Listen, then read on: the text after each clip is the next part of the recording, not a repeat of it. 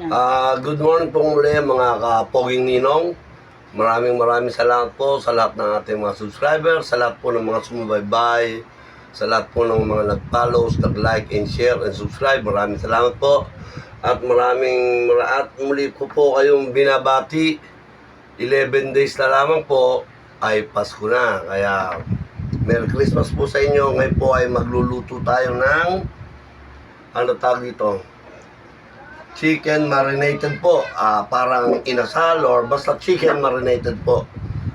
Binabati ko po ang successful na party kahapon, season's greetings ng ating Kapitan Tante, the President of Bidawan, at ang ating Congressman Arjo Atayde, at sa ating boss, Art Atayde. Binabati ko po kayo.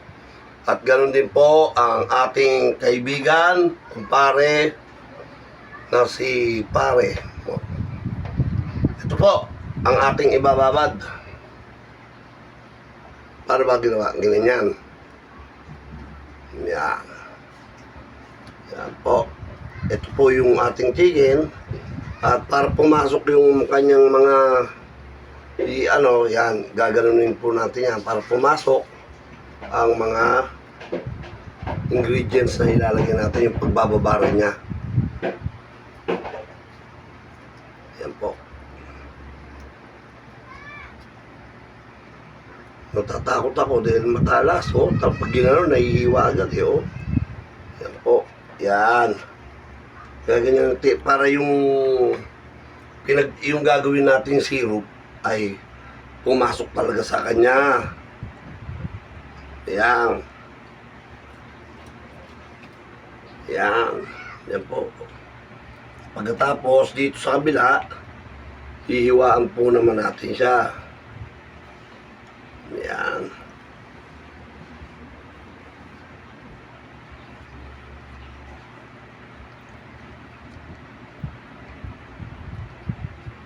Parang mapurol na yung kutsilyo natin, Yan. O, cut muna, hahasa natin. Po, nahasa na po natin. Yan po.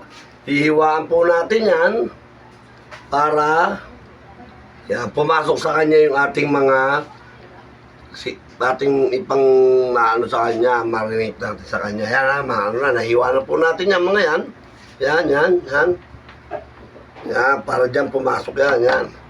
At dito, babalik natin yan.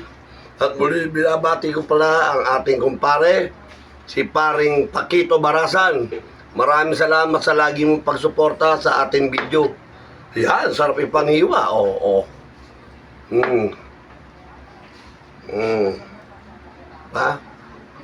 Paring Paquito Barasan, lagi nakasuporta po yan sa ating mga video.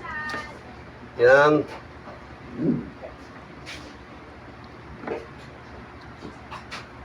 Ayaw ba? Yan.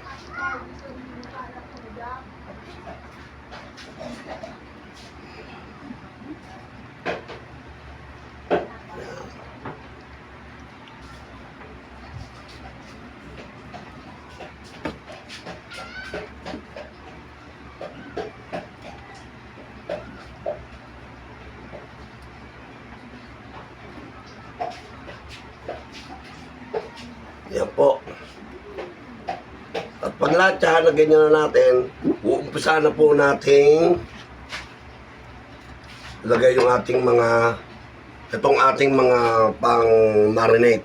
Ating garlic powder, kalamansi, patis, bawang, luya, at ang ating lemongrass. At ngayon po, lahat po yan ay nahiwaan na natin, nalagyan na natin, nagilitan na natin yung ating mga chicken. Ano tawag dito sa parts, mga thigh part ng ating chicken, yan po yung ating lalagyan ngayon ng ating mga ingredients. Unang-una po, ang lalagyan natin, ito po, ang ating calamansi juice. Bubuhusan natin sila. Ang ating calamansi juice, yan po. Yan po, lahat po sila lalagyan natin ng ating calamansi juice. Yan po. Bakit pala, no? Hindi pala maganda pag ganito. Hindi nakikita. Ayan po, yung ating fish sauce.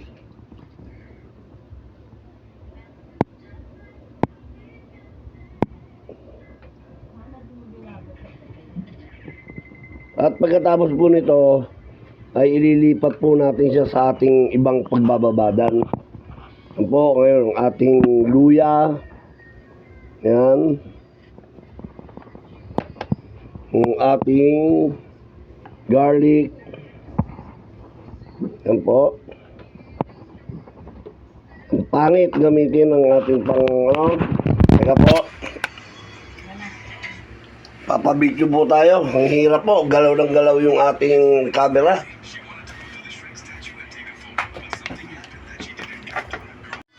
Ngayon, lalagyan na po natin yung ating paminta. Ayan. Ang ating lemongrass. Ang ating konti na lang, ating garlic powder. Tapos na. At ang ating kahuli-hulihan, Ajinomoto, baka naman laging ginagamit sa pampasarap sa ating kapagkainan. Gajan. Ayan po. At pagkatapos, ililipat po natin yan dito para ma-shake-shake natin, mahalo-halo natin yan. Yan.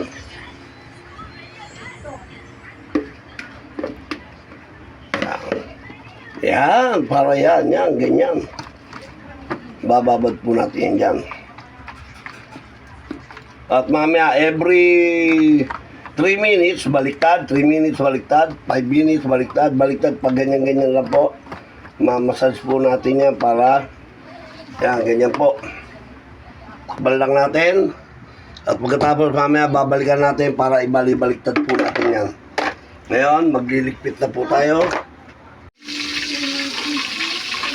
Sorry po, nakalimutan kong i-video. Nagpiprito na po ako. Ito po. Ayan na po yung ating isang piraso. Piniprito na po natin. Ayan na po. Nakalipas na po siguro yung 1.5 hour natin siyang na-marinate. Matcha-matcha, baliktad. Ganyan po.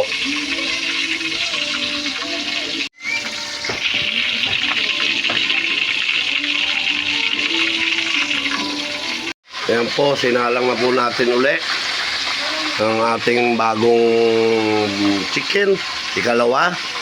Ayan po.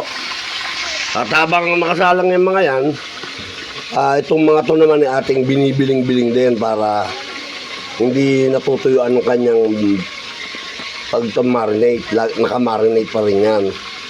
Yan. Yan, ganyan niya. Sarap ang bango. Oh. Yan. Pag hinango na natin yung isa, ito naman sa ipapalit natin, ganun po. Pasensya na po. Puro buto na lang, nakalimutan kong i-video yung naluto. Ubus na po ito, kain ito, bata. Ito pa po, yan, kinakain pa po namin. Pasensya na po, ayan na po yung mga naka-finish cooking. Mga buto na lang natira, nakain na namin. Sorry po.